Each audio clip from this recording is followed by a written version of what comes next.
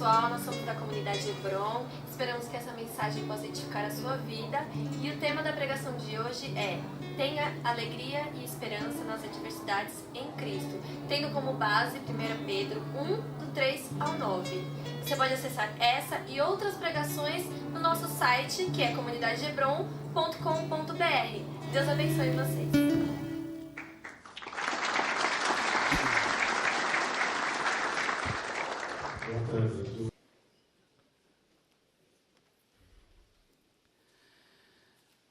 Nesta noite eu quero falar com vocês sobre esse tema, tendo alegria e esperança nas adversidades em Cristo. Tendo alegria e esperança nas adversidades em Cristo. No livro de 1 Pedro, capítulo 1, versículos 3 ao 9. Louvemos ao Deus e Pai do nosso Senhor Jesus Cristo. Por causa da sua grande misericórdia, Ele nos deu uma nova vida pela ressurreição de Jesus Cristo. Por isso, nosso coração está cheio de uma esperança viva. Assim esperamos possuir as ricas bênçãos que Deus guarda para o seu povo. Ele as guarda no céu, onde elas não perdem o valor e não podem se estragar, nem ser destruídas. Essas bênçãos são para vocês que, por meio da fé, são guardados pelo poder de Deus para a salvação que está pronta para ser revelada no fim dos tempos. Alegrem-se por isso, se bem que agora é possível que vocês fiquem tristes por algum tempo, por causa dos muitos tipos de provações que vocês estão sofrendo. Essas provações são para mostrar que a fé que vocês têm é verdadeira. Pois até o ouro, que pode ser destruído, é provado pelo fogo. Da mesma maneira, a fé que vocês têm, que vale muito mais do que o ouro, precisa ser provada para que continue firme. E assim, vocês receberão aprovação, glória e honra no dia em que Jesus Cristo for revelado. Vocês o amam, mesmo sem o terem visto, e creem nele, mesmo que não o estejam vendo agora. Assim vocês se alegram com uma alegria tão grande e gloriosa que as palavras não podem descrever. Vocês têm essa alegria porque estão recebendo a sua salvação, que é o resultado da fé que possuem. Amém. Eu gostaria de iniciar esta meditação com algumas perguntas. Vamos lá. Como os cristãos e os não cristãos enfrentam as suas lutas? Você concorda que tanto cristão como não cristão enfrentam lutas? Claro. Mas como eles enfrentam? Portanto, quais são as diferenças entre eles? Qual é a diferença entre a verdadeira fé e a falsa? Existe uma fé verdadeira e existe uma falsa. Quais são, então, os benefícios da fé, ou os benefícios à fé genuína em tempos de adversidade? Eu esqueci de colocar, mas é assim. Quais são os benefícios que a adversidade traz à fé genuína? O que significa ser mais do que vencedor nas lutas? São questões que nós temos que responder. Quando eu leio este texto, eu encontro três grandes verdades que nós precisamos crer. Primeiro, A dor em meio às lutas é real. É real para o cristão e é real para o não cristão. Aquele que sofre se sente triste. A dor, o sofrimento, machuca. A segunda verdade é: a fé em meio às lutas deve ser real. Esse texto fala de sofrimento, mas esse texto fala também de fé. Ele diz que o sofrimento é real, mas ele diz que a fé também tem que ser real. E em terceiro lugar, esse texto fala da comunhão, do companheirismo e da presença de Jesus. Então, a presença de Jesus em meio às lutas deve ser real. Então, são três coisas. Vamos repetir em voz alta quais são? A dor em meio às lutas é real. Não tem como esconder. Eu duvido que alguém que está aqui, que está sofrendo, possa estar rindo, dizendo, eu estou sofrendo. Não é esse tipo de alegria que Deus espera que tenhamos, tá? A segunda verdade qual é? A fé em meio às lutas deve ser real. A fé deve ser verdadeira. Nós sabemos que existe uma fé verdadeira e uma fé falsa. Mas também a terceira verdade que está nesse texto, contida nele, nas suas palavras, é a presença de Jesus em meio às lutas deve ser real. Muito bem, eu li com algumas dúzias de pessoas, mas agora eu gostaria que toda a igreja lesse em voz alta, por favor. Quais são as três grandes verdades do texto? Só vocês. Primeiro. Então, diga para si mesmo. Diga, por exemplo, Walter, acredite. Você, quando estiver no meio de lutas, vai sentir dor. Diga isso. Diga para si mesmo. Ok. Porque tem muita gente bonita aí que diz que quando você sofre, não existe dor. Vamos tratar disso. Então, a segunda.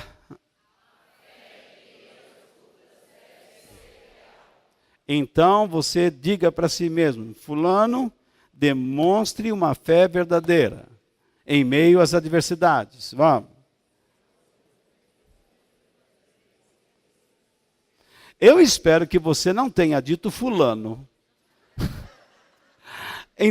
Em terceiro lugar, você, qual é?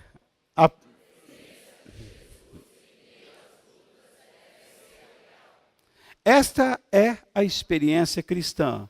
Então, diga para si mesmo, fulano, Jesus está com você neste momento. Você crê nisso? Você crê que Jesus está com você? Muito bem. Então, a primeira coisa, vamos tratar. Seja verdadeiro. As lutas machucam e causam tristezas. Gostemos ou não, sejamos cristãos ou não, as lutas machucam. As provações, os sofrimentos, as tribulações, seja lá o nome que você quiser dar, machuca.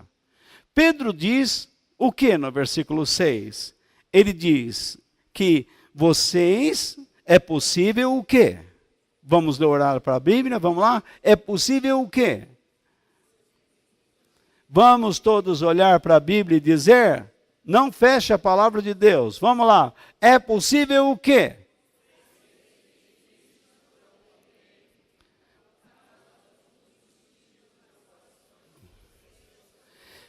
Então, o que nós aprendemos da palavra do apóstolo Pedro? Que nós podemos sofrer. E sofrer por meio do quê? Vários tipos de provações. Existem pessoas aqui, ou a maioria, está sofrendo algum tipo de provação. Você está sofrendo algum tipo de luta, algum tipo de sofrimento está atormentando a sua vida. E você está se sentindo incomodado. Isso deixa você triste. Mas a palavra de Deus quer orientar você nesse momento. Primeira coisa que você deve saber, é que o sofrimento não só acontece, mas ele machuca e causa tristezas. Não foi isso que nós vimos como verdade? Ou não é? Para quem Pedro está falando aqui? Para não cristãos ou para cristãos? Para cristãos. Então, existe alguma incoerência entre a mensagem de Pedro e aquilo que nós escutamos em rádio e assistimos na TV. Onde as pessoas dizem que Deus não quer que você sofra. Uma pessoa que andou ao lado de Jesus Cristo está dizendo que vocês vão sofrer muitos tipos de provações e vocês vão sofrer, vocês vão passar por lutas. Então, em quem eu vou confiar? Nessas pessoas que estão no rádio, que estão na televisão, ou nessas mega igrejas prometendo mundos e fundos, livramentos fabulosos. Ou eu vou acreditar na palavra de Deus, que saiu pela inspiração do Espírito Santo, através de um apóstolo que andou com Jesus. Com quem eu vou ficar? Será? Será que vamos ficar com a palavra de Deus? Lembre-se, você terá que enfrentar situações difíceis. E então, naquele momento, você vai ter que optar. Com uma promessa astronômica, intergaláctica, que ultrapassa a nossa dimensão. Alguém vem lhe dizer, não, você pode acreditar, porque Deus vai fazer isso e aquilo, isso e aquilo. Você não sabe o que Deus vai fazer. E a única coisa que nós ouvimos as pessoas dizerem é que Deus vai libertar, que Deus vai tirar, que Deus vai curar, que Deus vai colocar de pé. Antes de Deus fazer estas coisas, Deus está trabalhando no caráter de algumas pessoas. Nós vamos orar depois pela Luana e pela Esther, ok? Veja só, você nesse instante pode estar passando por uma tribulação, alguma coisa não está dando certo. Como é que você está se comportando? Você está se comportando como um louco? Você está se comportando como alguém que perdeu o juízo? Ou você está parando e dizendo, Deus, me oriente neste momento? Às vezes, nós nos tornamos materialistas demais e Deus começa a tirar de nós recursos.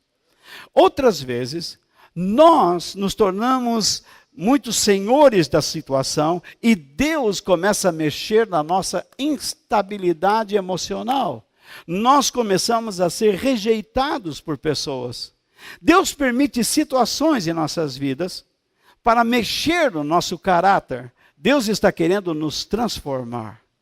Não pense que você dando um dinheiro na igreja, tudo virá à sua mão. Deus não é assim, Deus é um pai. Veja só, alguma vez na sua vida, você comprou o seu pai com dinheiro? Só se ele for um descarado. Só se ele for uma pessoa sem caráter. Mas todo pai que se preze, se preocupa em gastar tempo com seus filhos, em educar seus filhos, em falar com eles, porque essa é a sua maior preocupação. Deus, como Pai, tem esta preocupação. Então, longe desta ideia de que você levando uma grande oferta numa igreja, Deus vai dar tudo o que você quer. Não é assim. Deus está trabalhando na sua vida, no seu caráter, preparando você. Algumas coisas podem estar acontecendo na sua vida, não por falta de fé, mas porque Deus está trabalhando novamente, repito e desculpe a repetição, Ele está trabalhando no seu caráter. Muitos cristãos ficam surpresos quando enfrentam sofrimentos, porque acreditam como que um Deus que é amor permite que eu passe por esta situação.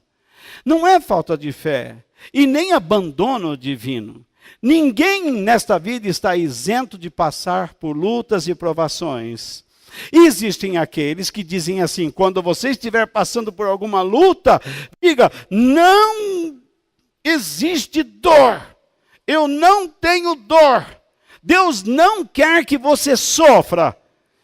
Pergunte para esta pessoa o que ele sentiu e como ele reagiu quando ele bateu com o dedinho do pé na quina da cama alguma vez.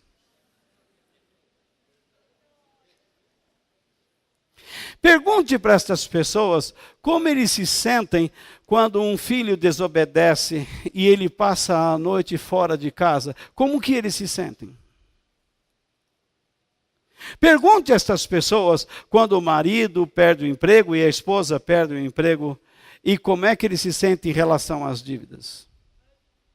Pergunte a estas pessoas como eles se sentem quando uma doença vem sobre a vida e eles têm que passar dias e dias por tratamento. Como é que eles se sentem? A vida não é assim. Entendeu, irmãos? O que Pedro está apresentando aqui é algo da experiência cristã, que transtorna, entendeu? Que inquieta a mente de muitas pessoas. Pedro está ensinando que apesar das lutas machucarem e nos deixarem tristes, nós precisamos delas. Então, Walter, o que você está dizendo? Que nós precisamos sofrer? Justamente isso. É o que Pedro está dizendo aqui.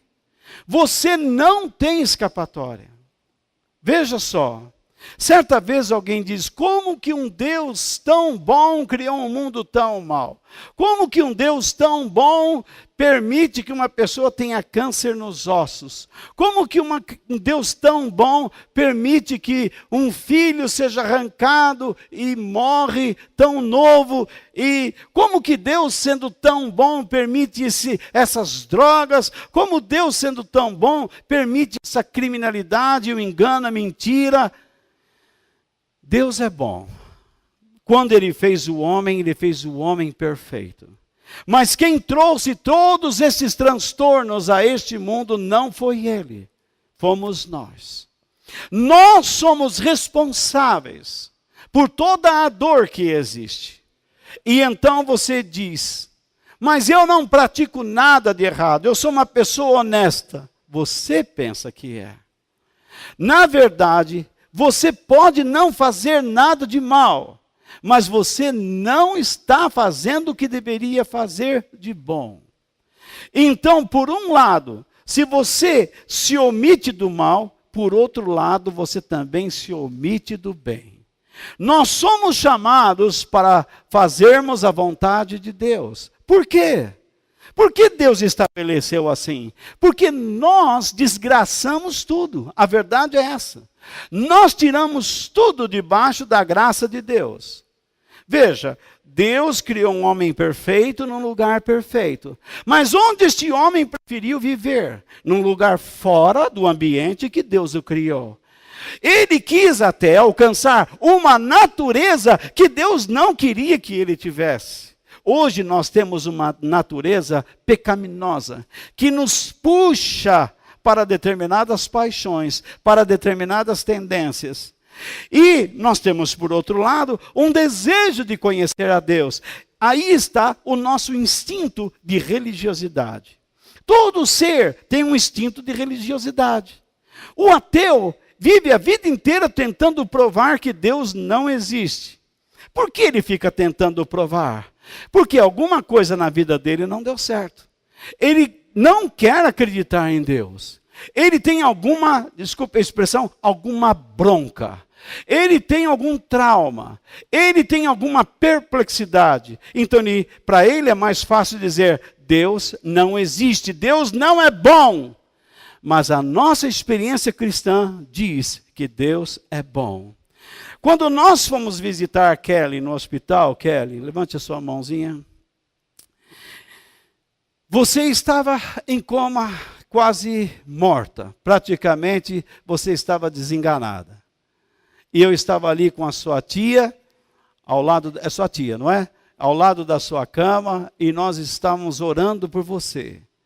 E naquele momento, eu percebi dentro de mim que Deus queria tirar você daquele quadro. Deus sossegou o meu coração e colocou dentro de mim uma palavra, até compartilhei, você não iria morrer. Até nós conversamos sobre isso lá fora, não foi, Denise? Então, não veio só a mim, mas também a minha esposa. Nós conversamos, você iria ficar bem. Mas foi uma palavra de muita convicção, muita segurança. Ela perdeu o bebê e teve sérias complicações. Imagine, ela não teve o filhinho que esperava e ainda estava morrendo, o seu marido desesperado lá fora, porque Deus permite todas essas situações. A sua vida, aquele quadro é um exemplo. É um exemplo para todos nós. Eu não vejo você amargurada. Nós estivemos juntos agora, viajando, nós fomos para Israel, Turquia, Holanda, e você brincando, e você orando, e você se preocupando com todo mundo. Nem parece aquela pessoa que passou pelo que passou. Quem é que te dá essa força? Uma outra pessoa na mesma situação estaria o quê? Num trauma profundo. É por isso que eu digo a você que vocês não precisam ser prisioneiros de síndromes. Vocês não precisam ser prisioneiros de traumas. Se você crer no Evangelho, você vai se libertar disto. Algumas pessoas ficam bravas comigo e deixam até de vir aqui quando eu faço tais declarações. Mas eu estou fazendo essa declaração com muito amor. Eu não estou acusando ou condenando você por ter síndrome ou trauma. Eu estou desejando que você saia desse quadro e experimente a graça, a bondade, o poder e a misericórdia de Deus, que pode trazer cura à sua vida.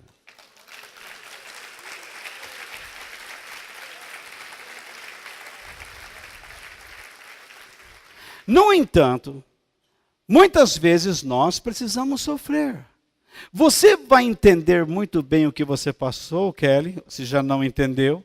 Talvez lá na frente você vai saber. Muitas coisas que você passou na vida, hoje você entende por quê. Veja só, algumas pessoas passaram por situações no passado e disseram lá, por que isso? Não entendo. Mas de repente você está cercado de pessoas que passaram pelos mesmos problemas que você passou. E hoje você tem a experiência cristã e é capaz de ajudar essas pessoas. E é capaz de levantar essas pessoas, é capaz de colocá-las de pé. Essa história de que você está com problema, vem aqui e nós vamos orar, oração não resolve problema de ninguém. O que resolve problema é posicionamento, conhecimento e obediência. Quando você se dispõe a conhecer, a saber o que deve fazer, como deve andar, como deve se posicionar, e então você obedece a Deus, com certeza você vai ficar livre de muitas situações. O grande erro de algumas pessoas é romantizar o sofrimento. Eles querem que as pessoas tenham pena dele. Eles desejam que as pessoas sofram por eles. Eles querem o tempo todo que as pessoas olhem para eles com muita pena. E eles todo o tempo dizem, olha como eu sofro, olha a minha dor, olha a minha tristeza, olha a minha angústia. Eu sei que você passa por tudo isso. Mas o que Pedro está dizendo aqui é o seguinte, vocês têm que enfrentar o sofrimento e não devem desistir da fé e ao mesmo tempo permanecer com uma esperança viva dentro do coração de vocês. Enfrentem, não desistam e continuem na esperança da eternidade de Deus. Deus está com você nesta vida. Por que esse ensinamento de Pedro é importante para todos nós? Porque, ainda que o sofrimento cause dores e tristezas, ele não pode ferir a nossa fé. A nossa fé é algo verdadeiro, é algo que veio do próprio Deus para o nosso coração, para que nós sejamos capazes de acreditar no que cremos. Então, chegamos a esse segundo ponto. Que a sua fé seja verdadeira em meio aos sofrimentos. Se nós vimos que nós vamos sofrer, como é que nós vamos sofrer? Se Deus está dizendo através do seu apóstolo, se Deus está dizendo através da palavra dele que você vai sofrer rejeição, você vai ter problemas, não é? Filhos vão abandonar, vão magoar você. Você amou tanto o seu filho, um dia o filho chega na tua cara e diz, não quero saber de chamar você de pai. Outras vezes, filhos ouvirão de seus pais, você não é mais meu filho. Você está fora da herança.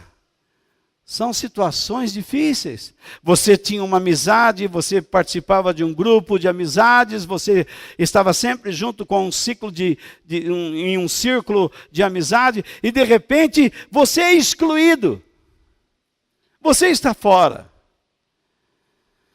Como é que você vai se portar? Como é que você vai agir?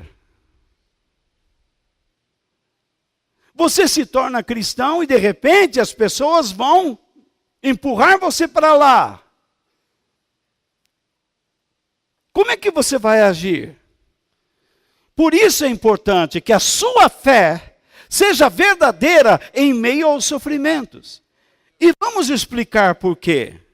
Pedro explica o motivo pelo qual as lutas são necessárias. Veja o que ele diz no verso 7. Vamos ler de novo, em voz alta? Vamos lá? Vocês estão comigo aí, gente?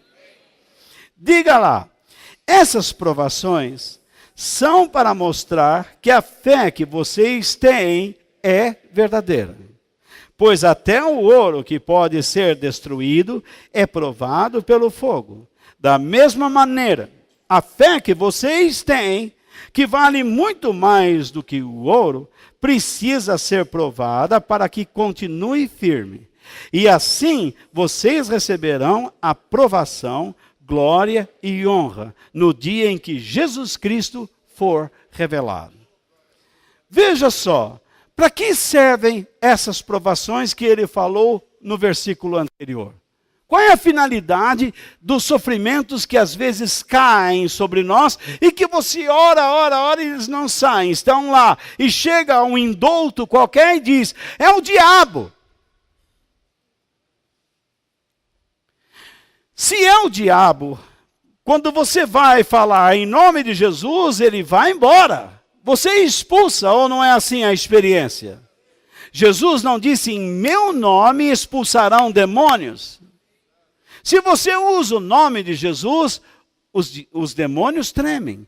Até mesmo alguém que não é cristão verdadeiramente, quando usa o nome de Jesus, os demônios vão embora. Porque eles tremem diante deste nome. Porque ao nome de Jesus, todo joelho se dobrará. E toda língua confessará que Jesus Cristo é o Senhor. Não é isso?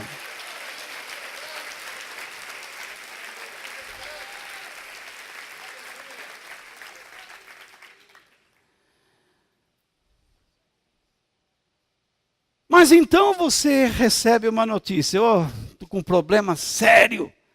E aí essa pessoa diz, é o diabo. Mas não é o diabo. É Deus que está permitindo esta situação na sua vida. Para que você deixe de ser materialista. Para que você deixe de buscar o que não deve ser buscado. Para que você ponha um freio na sua vida. Você está se perdendo.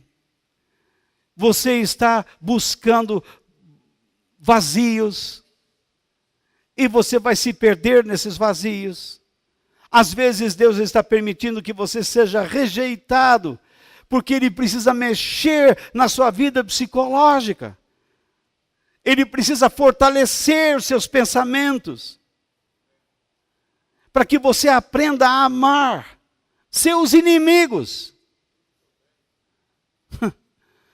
Uma vez chegou uma senhora aqui, Natan, e disse, Walter, eu estou com um problema de uma pessoa, eu quero que você ore para Deus tirá-la de lá.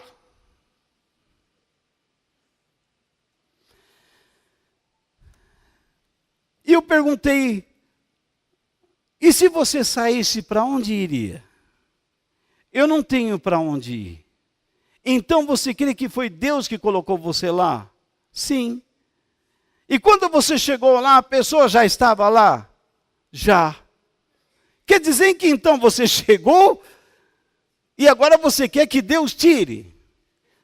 Sabe por que Deus colocou você lá? Para você amar e sofrer. Mas eu sou filho de Deus, eu não posso sofrer. Quem disse isso? Aí eu mostrei essa passagem. Ela disse, eu não concordo com isso. Para você ver que quando uma pessoa se alimenta de conceitos errados e se firma sobre conceitos errados, dificilmente ela sai dali. Por isso é importante você aprender corretamente. Olha o nível de nossas escolas. Que futuro você espera desse país? Quando você entra numa sala de aula, o professor está dando aula e o cara está virado de costas para o professor falando e o professor não pode falar com ele. Porque hoje um garoto de 15 anos se prevalece do seu tamanho. Na minha época, uma menina de 15, 16 anos, as pernas dela eram gambitinhas assim, ó. É verdade. Era tudo sequinha. Não podia bater um vento que virava pipa. Hoje em dia você olha uma criança de 12 anos, é uma mulher. Você olha um rapaz de 11, 15, 12, 13 anos, o cara é maior que eu. E você acha que o professor vai meter a cara com esse fulano? Além do mais, todas as leis estão contra hoje o professor. E favorece o aluno. Se na justiça brasileira nós damos cesta básica, salário para mulher de bandido, vale a pena você arrumar um bandido. Se você não quiser trabalhar, você diga assim, escuta, você quer ser bandido? Quer casar comigo? Você vai preso e eu recebo o salário. Fica fácil, está tudo errado. Você vê o governador de Minas Gerais dando medalha para o presidente do MST, que declaradamente diz que defende uma briga armada, que invade lugares onde pesquisas estavam sendo realizadas por anos e destroem. E nós estamos condecorando um imbecil desses. Um maluco, um desgovernado mental. Sobre o juiz que recebeu as medalhas, eu nem falo nada. Porque já se falou demais sobre esse homem. Mas não concordo também com as medalhas que ele recebeu. O que ele fez para receber essa medalha da Inconfidência Mineira? Nada. Soltou o Zé Dirceu, o Genuíno. Não está bom? Então, está tudo solto. Então, cadê o dinheiro que é nosso que não volta? Cadê o dinheiro da nossa pátria que não volta? Enfim, para vocês notarem como as coisas estão sem pé e sem cabeça. E nós estamos vivendo neste mundo. E como é que nós vamos viver? Se você olhar para as profecias da Bíblia, você sabe muito bem que estas coisas estão para acontecer, acontecem e deveriam acontecer e outras acontecerão. No dia 17, na cidade de Elap ou Alap, eu não sei, na Síria, mais cristãos foram assassinados. Sabe o que, como é que chama? Mais 30. Você sabe que eles simplesmente pegaram seus mísseis apontaram para aquela cidade, um bairro de cristãos, pelo prazer de matar cristãos, porque eles estavam celebrando a Páscoa. E eles aplaudiram porque mataram mais 30 cristãos. Você aqui no Brasil escuta esses homens falando no rádio que Deus quer que você prospere. Enquanto isso, ninguém ora pelos cristãos que estão morrendo. Ninguém ora pelos cristãos que estão passando fome. Nada é feito para que a igreja verdadeiramente se fortaleça, tanto no espírito como em toda a sua essência. Nós estamos brincando de cristianismo.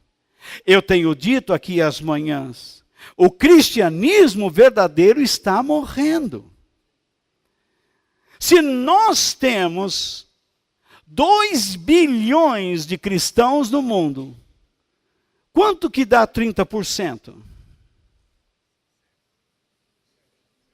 Hã? 600 milhões.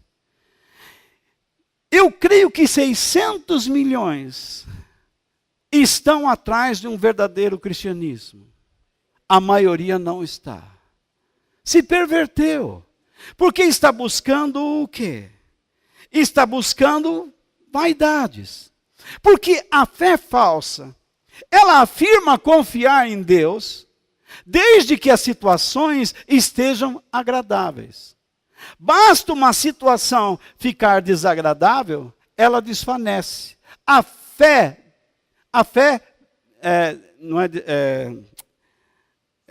Ela perde a sua intensidade. Ela perde a sua grandiosidade. Ela perde o seu brilho.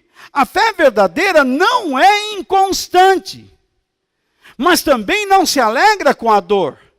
Não significa que você, para demonstrar fé, tem que ficar sorrindo quando estiver sofrendo. Não é isso. Não significa que você tem que entrar aqui sempre assim, ô querido, como é que você está?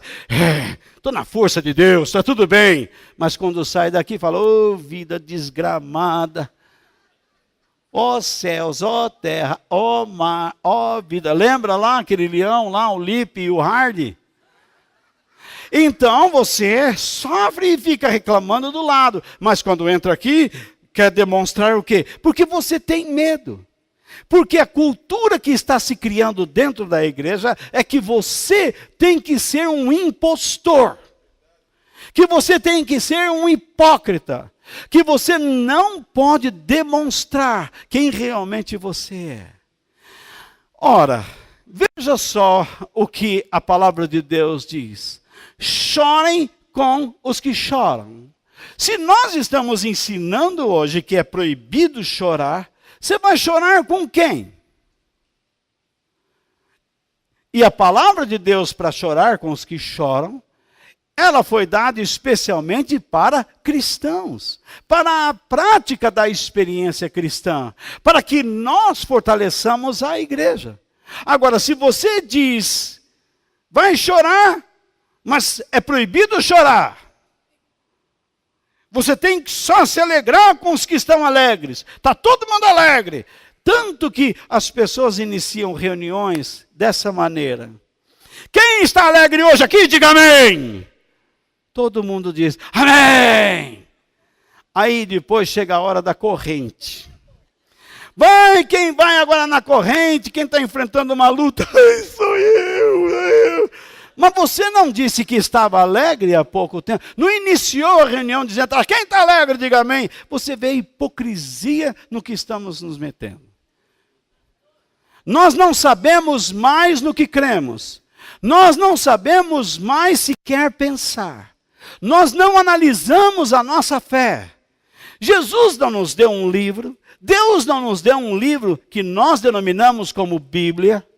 Se Ele nos deu um livro, é para ser lido. E quando Ele disse a Josué, medita neste livro dia e noite, o verbo meditar no hebraico significa estudar. Significa imaginar. Você toma aquela cena e começa a pensar na sua vida dentro daquela cena. você agindo como uma pessoa tanto certo como errado, você imagina as ações de Deus, você imagina o que Deus pede, como é que você vai aplicar estas coisas na sua vida? É justamente este exercício que eu quero fazer às terças-feiras a partir de maio. 8 semanas com a Bíblia, um caderno e uma caneta. Eu quero iniciar a reunião, nós vamos cantar 2 cânticos, nós vamos abrir a palavra de Deus em um texto qualquer e vamos com a cara e a coragem. Vamos ver o que Deus tem para nos dizer ali. Vamos aprender, vamos anotar, vamos encontrar caminhos, o que nós devemos fazer, como isso que está aí. Que a sua fé seja verdadeira em meio aos sofrimentos, porque é isso que Deus quer. Vamos ver, a nossa fé tem que ser verdadeira, porque as lutas são constantes e exige de nós o quê? Força. Deixe-me dar um exemplo, se vocês ainda estão me aguentando. O exemplo da borboleta. Ela é uma lagarta. Ela come as folhas, come demais. E então ela começa a fazer um casulo. Vocês já viram um casulo? E então lá dentro ela começa a se formar. Ela começa então uma transformação, uma metamorfose. Ela vai sair para fora como uma borboleta. Ela é uma lagarta e pretende sair como uma borboleta. Você imagine o tamanho daquela lagarta e o furinho do casulo. Ela tem que ultrapassar aquilo.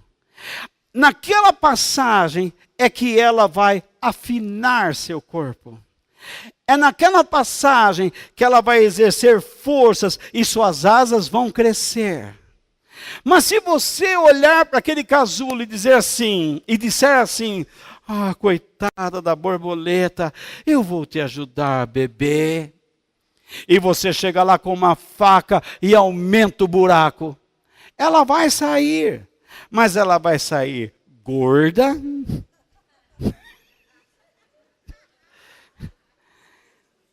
E ela vai olhar para fora e dizer, eu preciso de um spa. Então, ela sai gorda e com asas diminutas, ou seja, inúteis. O sentido é que ela vai morrer. Hoje cedo, a Tina me mandou uma mensagem pelo WhatsApp, de uma mensagem que eu não lembro agora o autor, mas diz assim, o milho de pipoca, quando é colocado na panela, e ele não se submete à caloria, ele continua milho. Mas quando ele aceita a caloria, ele se transforma no quê? Numa pipoca. Nós cristãos temos a mania de olhar para os sofrimentos de uma maneira terrível. Nós não queremos ser transformados. Nós queremos que os sofrimentos vão embora da nossa vida. Mas não é assim. Nós temos que aprender a suportá-los e a encará-los. E aprender, no meio dessas lutas todas, como viver para Deus. Então, meus queridos, o apóstolo Paulo diz que a luta surge para mostrar o quê? Que a fé que vocês têm em Deus é verdadeira. A exemplo da borboleta, o apóstolo Pedro usa o exemplo do ouro. Ele diz o quê? O ouro é colocado onde? No fogo. Porque o fogo elimina suas impurezas. Quando as impurezas do ouro vão embora, ele se torna o quê? Mais rico, mais precioso e mais brilhante. Não há nada que ofusque o seu brilho e o seu valor. Quando nós somos colocados no fogo, significa que nós estamos sendo purificados, melhorados, transformados, desde que aceitemos a direção de Deus, o senhorio de Cristo e o seu evangelho. Aí mesmo em Pedro, no capítulo 4, versículos 12 e 13, veja o que diz lá. rapidamente, vira 2 páginas e você tem no capítulo 4, versículos 12 e 13. Veja só o que diz lá. Já cansaram, gente? Até meia-noite tem tempo. Veja só. Meus queridos, leiam comigo, por favor. Meus queridos amigos, não fiquem admirados com a dura prova de aflição pela qual vocês estão passando, como se alguma coisa fora do comum estivesse acontecendo a vocês. Pelo contrário, alegrem-se por estarem tomando parte nos sofrimentos de Cristo, para que fiquem cheios de alegria quando a glória dele for revelada. Que atitude Pedro nos adverte para não termos? Não ficarmos admirados, surpresos, perplexos, atônitos, pasmos, com o quê? Com a dura prova de aflição pela qual vocês estão passando. Por que ele pede para não ficarmos admirados? Porque sofrer não é alguma coisa o quê? Não é uma coisa fora do comum. Queridos, quando Deus criou este mundo, ele não criou a morte. Fomos nós que trouxemos a morte para cá. Fomos nós que criamos a morte. Por isso você chora quando uma bebê morre, quando uma criança morre, quando um jovem morre, quando uma pessoa de meia idade morre, quando um adulto morre, quando um velho morre. Uma pessoa de 106 anos morre e a pessoa lá no canto entra em desespero. E diz, por quê? Porque ele viveu 106 anos.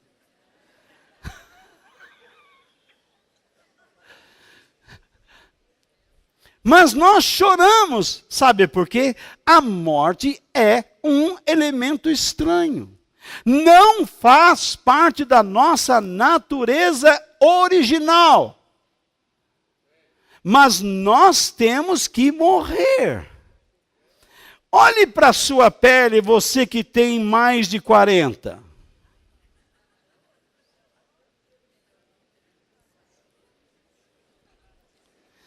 Você de vez em quando tira a sua roupa e se coloca diante do espelho?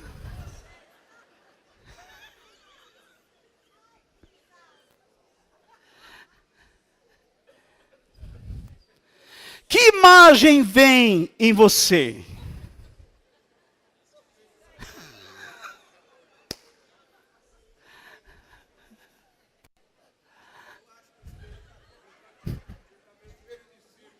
O que é, Vaga? O espelho está torto. O espelho tem um vulto atrás, não é? Aquele é um diabo que está lá, não sou eu. Então, veja só. Como é que você se sente? Algumas pessoas têm medo de envelhecer, ou não é verdade? Tem um trauma de envelhecer. E envelhecer não é ruim. Desde que você entenda que envelhecer faz parte da vida, te traz sabedoria. As pessoas velhas, a Bíblia ensina isso, deveriam ser honradas e respeitadas, por causa da experiência que eles têm de vida. Mas o que nós aprendemos? A desonrá-las, a desrespeitá-las, a dizer que elas não sabem nada do nosso tempo. Elas podem não saber nada do nosso tempo. Só que os mais novos se esquecem uma coisa.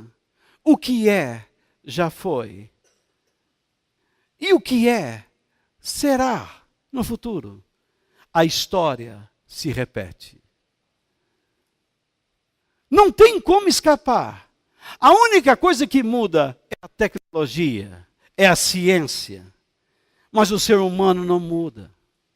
O ser humano é igual. Assim como Deus também não muda. Ele é o mesmo. Ontem, hoje e eternamente.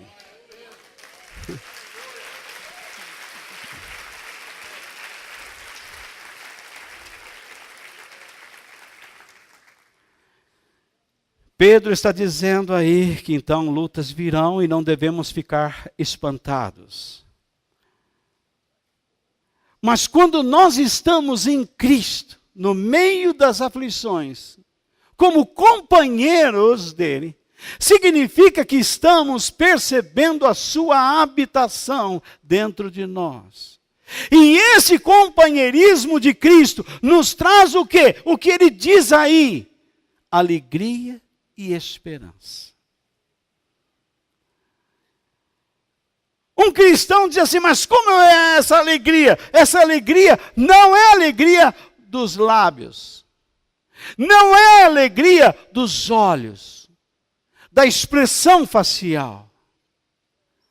É uma alegria interior, que não provém, não tem sua origem nas circunstâncias. É uma alegria que tem sua origem naquele que habita em nós, que veio, viveu, ensinou, sofreu, morreu e ressuscitou. Essa alegria que vem dele é a alegria de sabermos que podemos, no meio das aflições, nos mantermos de pé, com a certeza de que estamos certos de que ele guarda este corpo mortal até o último suspiro, para que depois entremos na glória eterna do Pai.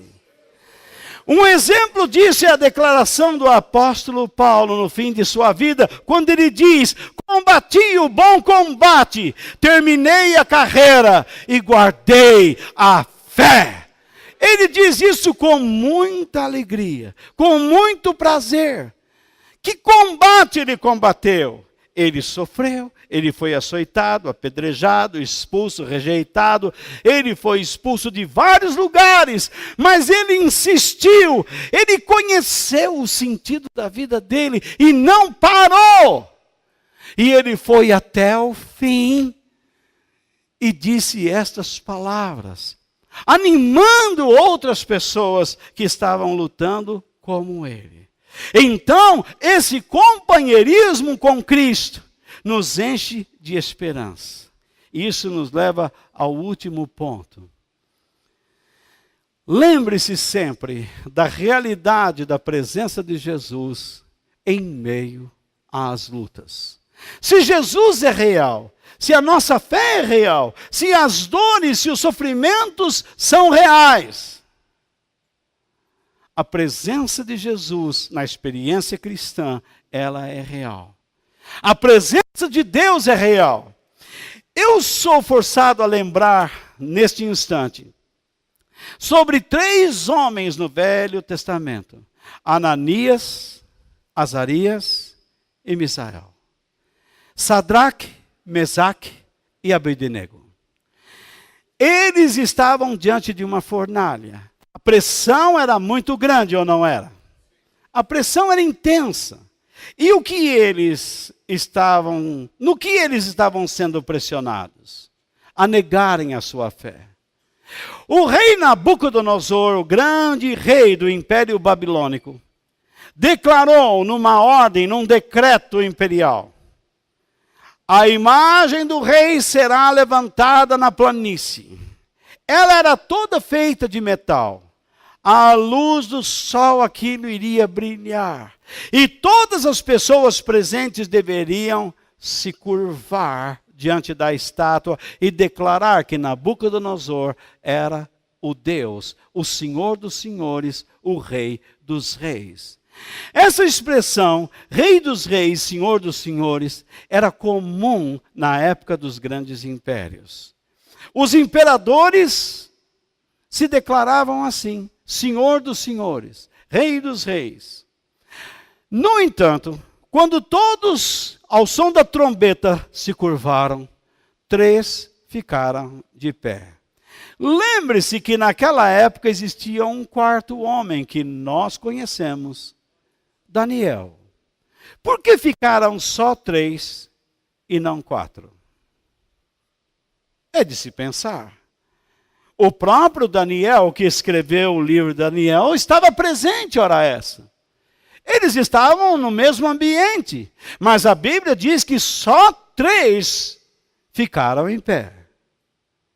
Eu não estou dizendo que Daniel não se curvou ou curvou, mas eu não estou vendo lá na Bíblia em pé. Todos se curvaram. Então me leva a supor que ele também se curvou numa fraqueza espiritual. Sei lá, é só uma suposição aí. No entanto, esses 3 ficaram firmes. O rei ficou furioso. Diante da pressão, eles demonstraram uma fé verdadeira. A circunstância não era agradável para eles, ou não é? A circunstância era desfavorável. E mesmo assim eles resolveram confiar em Deus. A situação que você está vivendo agora pode não ser favorável ou desfavorável. Ela não é agradável no momento. E você quer resolver tudo como um louco. Você quer resolver as coisas desajuizadamente. Você esquece seus melhores amigos, você esquece de meditar, você não entrega nas mãos de Deus, você não pede a direção de Deus, mas você acha que com aquilo que você sabe, você vai resolver tudo e não consegue. Porque é Deus quem está tirando de você. Deus está limitando suas forças. Por exemplo, há pessoas aqui que são tendenciosas ao materialismo. São tendenciosas à avareza. A sempre querer ganhar. Deus vai trabalhar nessa área da sua vida.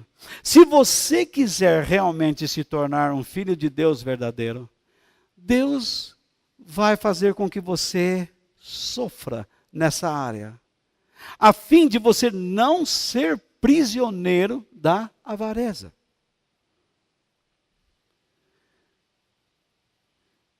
Se você tem a sua casa, ou seu marido, ou a sua mulher, como a rainha, ou o Deus, ou a deusa da sua vida, você vai sofrer. Porque isso é um desvio de caráter. Você está dando um valor excessivo. E você pode sofrer por isso. E antes que o mal chegue à sua casa, Deus intervém. Porque Ele te ama.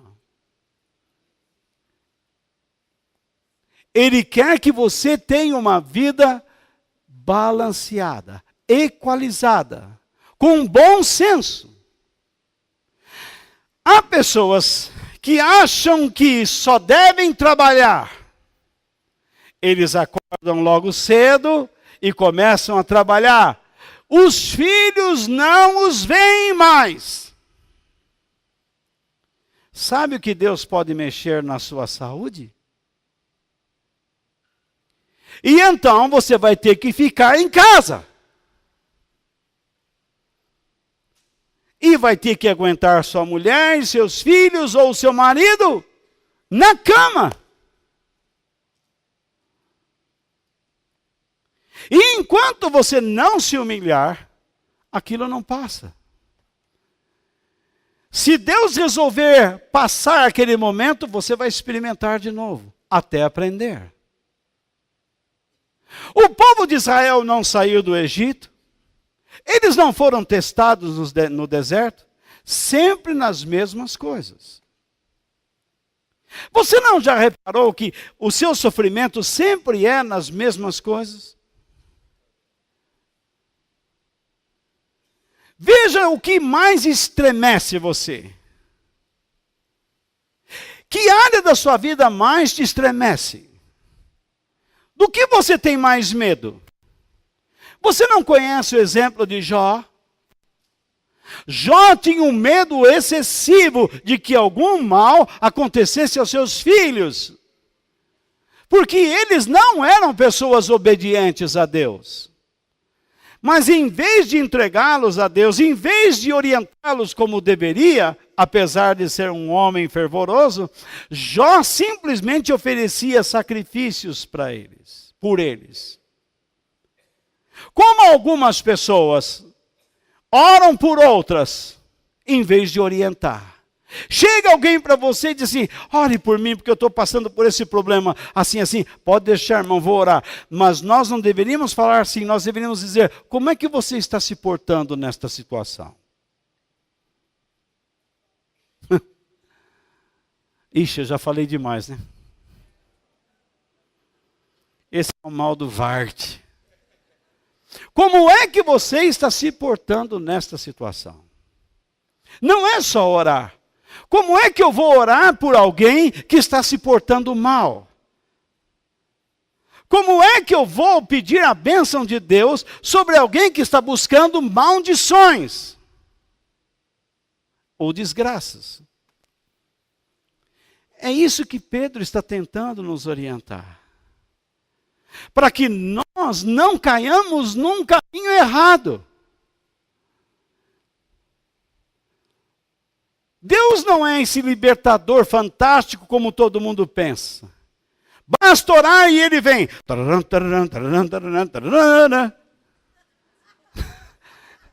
Os mais antigos, igual o Celino, Rintim, Vigilante Carlos, com aquele Cinca, lembra, Celino? Aquele Cinca, Chambor. E o Lobo, aquela motocicleta Java e a Indian que ele tinha. E o Lobo ia na garupa. Aquela motocicleta que tinha marcha ré. Tão pesada que era. Banco separado. Nossa.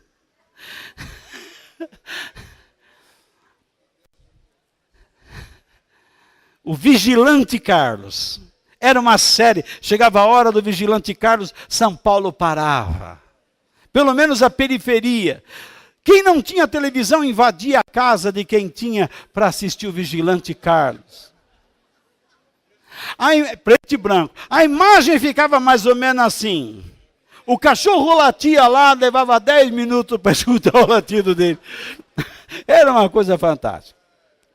O direito de nascer. 3 anos e meio a novela. E as mulheres acompanhavam. Você perguntar na rua, estou acompanhando. Os maridos falaram, não aguento mais o direito de nascer. Morreu, o ator morreu. Enterraram vivo, viu? Ele morreu por uma doença, ele estava vivo, o Cardoso. Lembram-se disso? Aí entrou o outro e tinha o direito de nascer de novo. E a coisa não morria, ficava firme lá. A TV Tupi.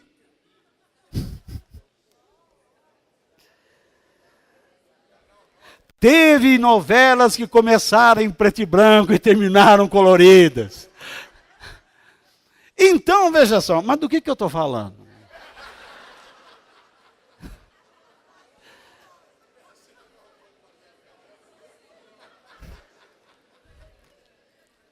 Sadraque, Mesaque e Abednego. Vamos voltar para a nossa novela. Eles, então, foram punidos pela sua fidelidade a Deus. Foram lançados numa fornalha 7 vezes aquecida mais que o normal. Eu pergunto, quem eles encontraram lá dentro?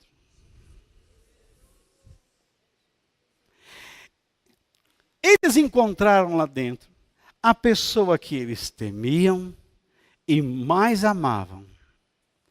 E lá dentro, eles passearam com ele e conversaram com ele. Sabe o que isso significa? Que diante dos sofrimentos, se Jesus é a pessoa que você mais respeita e mais ama, com certeza você poderá conversar com Ele e vai ouvir sua voz.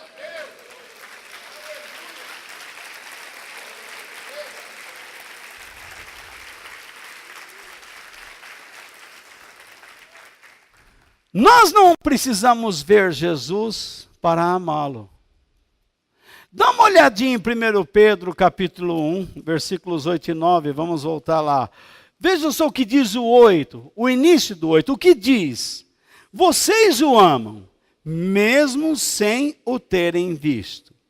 E creem nele, mesmo que não o estejam vendo agora. Uma das acusações que é feita ao cristianismo é: como é que você consegue crer em alguém que não vê? Somente quem não teve a experiência de uma mudança de vida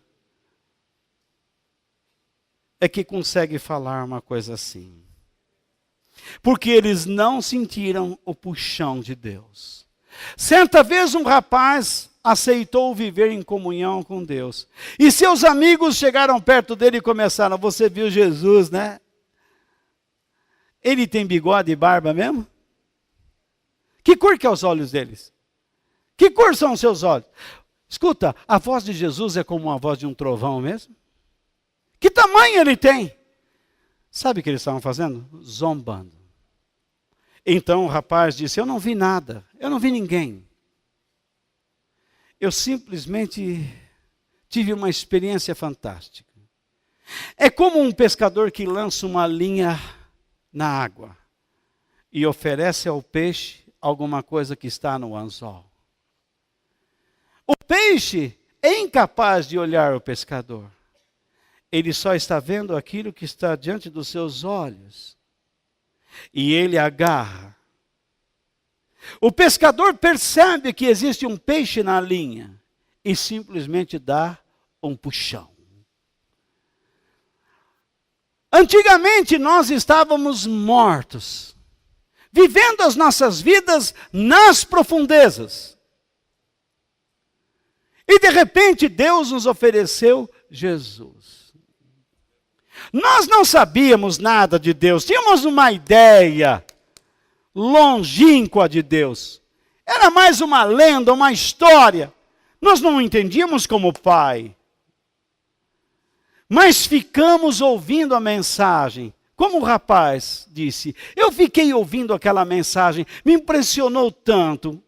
E de repente eu senti um puxão de Deus. O mesmo aconteceu conosco. Você ouviu uma mensagem de Deus e aquilo foi entrando. E você foi se enamorando com aquilo. E você abocanhou aquilo. Quando Deus percebe que você abocanha porque você tomou posse daquilo, Ele puxa na direção dele. É assim que acontece. Ninguém consegue chegar a Deus pela imposição, nem mesmo pelas regras da igreja, nem por decretos eclesiásticos. Você só chega a Deus quando você morde Jesus. Interessante que Jesus disse: vocês têm que comer da minha carne. Ele disse isso numa linguagem metafórica. Mas não é interessante que você se apaixona por Jesus e vai na direção dele, então você toma um puxão. O interessante ainda é que isto é um grande milagre. Somente quem foi puxado por Deus pela primeira vez é capaz de experimentar tantos outros puxões. Porque quando você está na aflição e você se mantém fiel a Deus e a Cristo e ao seu Evangelho, você sempre está se alimentando de Cristo. E isto dá oportunidade a Deus de puxar você para perto dele. Significa que você nunca está longe dele. O que Paulo disse em Romanos 8, versículos 38 e 39? Ele diz: pois eu tenho a certeza de que nada pode nos separar do amor de Deus. Nem a morte, nem a vida, nem os anjos, nem outras autoridades ou poderes celestiais, nem o presente, nem o futuro. Nem o mundo lá de cima, nem o mundo lá de baixo. Em todo o universo não há nada que possa nos separar do amor de Deus, que é nosso, por meio de Cristo Jesus, o nosso Senhor.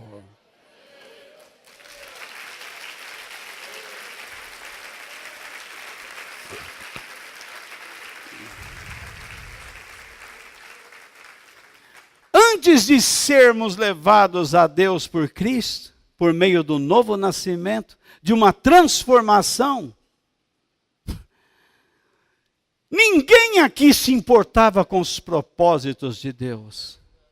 Imagine ouvir que eu poderia viver à semelhança de Cristo, que este é o desafio de Deus à minha vida. Quando isso iria nos interessar? Então sofríamos por sofrer, ou não é? Vivíamos reclamando da vida e culpando os outros pelos nossos sofrimentos. Nós não entendíamos que a nossa vida sempre estava ali represada. Deus estava retardando os nossos passos, segurando nossas vidas e permitindo que nós, em algum momento, ficássemos tão sensibilizados que a única resposta para nós seria o quê? O Evangelho. Algumas pessoas aqui não estavam sofrendo tanto, estavam bem. Mas viram tanta mentira e um dia ouviram a verdade e se apaixonaram pela verdade. E Deus os puxou para perto por uma necessidade. Por isso é que surge aquele ditado: quem não vem pelo amor, vem pela dor. Isso não está escrito na Bíblia, mas você vai a Deus por causa de uma necessidade que Ele planta no seu coração. Então Deus abriu os nossos olhos e nos tirou do profundo e nos levou à sua presença. E nos deu um meio para enxergarmos a presença de Cristo em cada situação, que é a fé. Para que não precisemos enxergá-lo com os olhos físicos, mas que tenhamos a capacidade de crermos nele e esperarmos pelas suas bênçãos. Que tipo de alegria é esta que Ele nos dá? Que tipo de esperança é esta que Ele nos dá? Esta alegria é uma alegria proveniente da sua glória, que é impossível descrever. Ou não é assim que está lá? Não é? Assim vocês se alegram com uma alegria tão grande e gloriosa, versículo 8. Assim vocês se alegram com uma alegria tão grande e gloriosa que as palavras não podem descrever. O apóstolo Paulo diz algo em Efésios capítulo 2. Por estarmos unidos com Cristo Jesus, Deus nos ressuscitou com Ele, para reinarmos com Ele no mundo celestial. Deus fez isto para mostrar em todos os tempos do futuro a imensa grandeza da sua graça, que é nossa. O amor de Deus é nosso, a graça de Deus é nossa, em Cristo, por meio do amor que Ele nos mostrou por meio de Cristo Jesus. Paulo não está exagerando quando diz que nós ressuscitamos em Cristo. Mas por quê? Porque quando uma pessoa está vivendo em Cristo, ela aprende que a sua alegria, que a sua fé, não depende de circunstâncias terrenas, mas do mundo celestial. Ela não vive com o seu olhar para baixo, ela vive com o seu olhar para cima. A fé falsa é diferente. Ela imita a fé verdadeira até certo ponto. Mas a fé falsa depende das circunstâncias terrenas. desde que elas sejam agradáveis. Elimine o encanto das circunstâncias, e uma pessoa que tem esse tipo de fé desaparece rapidamente. Ou a fé nesse tipo de pessoa desaparece rapidamente. A fé genuína possui algo de diferente. Ela não depende das situações agradáveis. Substitua as situações agradáveis pelas desagradáveis, e a verdadeira fé continua a existir. Essa fé não só existe e não só é estável, mas no meio do fogo, da luta, ela cresce em tamanho, força, poder e desejo, tanto de estar na presença de Deus como para obedecê-lo. Então, quando você obedece a Deus, existe uma alegria que entra em você. Por isso que eu digo, a felicidade está na obediência a Deus. Quando você obedece a Deus, entra uma alegria tão grande em você, que não vem de fora, e nem dos seus sentimentos, mas vem daquele que habita em você. Maior é aquele que habita em nós do que aquele que está no mundo. Esta alegria e esta esperança é um prêmio pela sua fidelidade. Porque Sadraque, Mesaque e Abdenego puderam ver Jesus no meio do fogo? Aquilo foi um prêmio. Porque Daniel mais tarde pôde ver o Senhor fechando a boca dos leões? Porque aquilo foi um prêmio. Quando nós dizemos até aqui o Senhor nos ajudou, isso não é prova de que Deus está do nosso lado? Antigamente você agiria de outra forma. Hoje você está aprendendo a agir de modo que agrada a Deus. Você está mudando sua personalidade. O seu temperamento está sendo mudado. Você já não é mais aquela pessoa tão geniosa. Hoje você está mais controlada ou controlado. Hoje você está mais temperado. Hoje você se controla mais. Você consegue olhar as coisas. Você já não é tão impulsivo. Hoje você pensa mais, porque Deus está na sua vida. E todas as vezes que você obedecer a Deus, você vai perceber que a sua fé cresce em tamanho, força e poder, e em desejo de estar na presença de Deus, porque isto é um prêmio. Assim como, quero terminar com partes de um versículo no livro de Apocalipse, capítulo 2, verso 10, que eu vou mostrar para vocês. Este versículo diz sobre um prêmio, que ao terminar esta vida, Deus vai nos dar. Então, Jesus diz, não tenham medo do que vocês vão sofrer. Escutem, sejam fiéis, mesmo que tenham de morrer. E como prêmio da vitória, eu lhes darei a vida eterna. Essa é a nossa experiência como cristãos.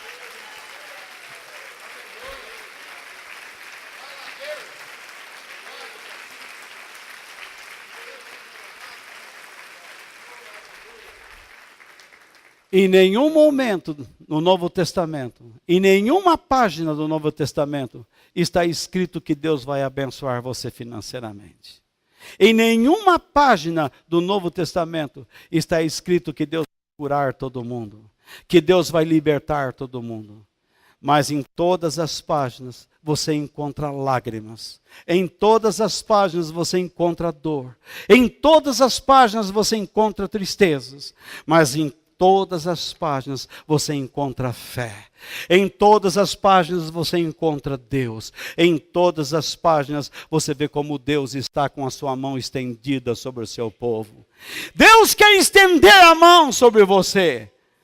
Mas não é para ficar dando tudo o que você quer, mas é para chamar sua atenção, para que você aprenda a viver da maneira como o agrada. Eu espero que Deus tenha falado com você nesta noite e que Deus nos abençoe. Em nome de Jesus. Quem no céu tenho eu. Além de ti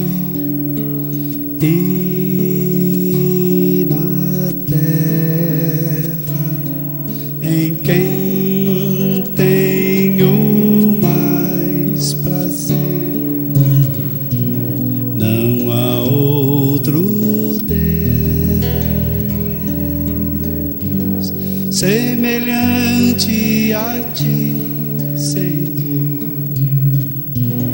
és a minha força em meu coração, és a minha herança